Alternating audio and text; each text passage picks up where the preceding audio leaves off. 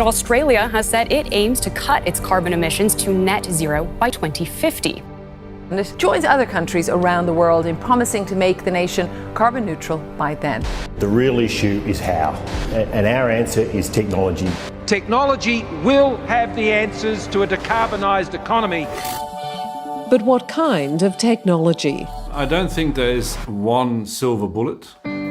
Professor Thomas Maschmeyer was awarded the Prime Minister's Prize for Science in 2020 for his work on renewable energy and plastic waste recycling. He says while there's been plenty of talk about things such as carbon capture, the biggest game changer has been the rapidly falling price of solar energy.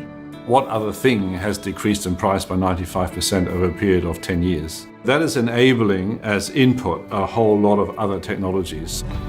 That includes energy storage, such as his own battery creation, Gelion, which thanks to its zinc bromide composition can work in tough environments, such as agricultural or remote communities. But Gelion can also support the deployment of another emerging technology, green hydrogen. Our battery is our natural partner for solar battery electrolyzer to generate the green hydrogen.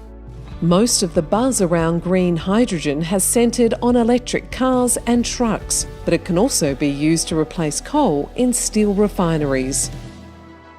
Swapping out coal to make steel is something Professor Veena Sahajwala is already doing at UNSW. Our green steel technology is all about showing that we can actually use materials like waste tires in the process of making steel.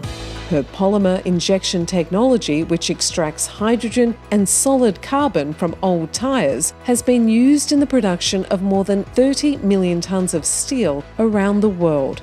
Professor Sahajwala is now even experimenting with using waste coffee as a source of carbon. Traditionally, of course, the world always thinks that you need coal and coke to produce these metals. And what we are doing is completely shifting the mindset and saying that the production of green materials is absolutely possible in a way that it not only enables us to recycle our materials, but also enables us to bring green manufacturing to life anywhere in the world using Australian science. But Professor Maschmeyer cautions that science takes time. You have the idea, you've got to patent the idea in some form, you've got to build the team, you've got to validate and verify whatever your mousetrap is. It also takes money, and Australia currently spends less on research and development as a proportion of GDP than the OECD average. There need to be an investment and a political framework. The settings of that framework will help to accelerate or decelerate progress. The Australian Academy of Science, because questions need answers.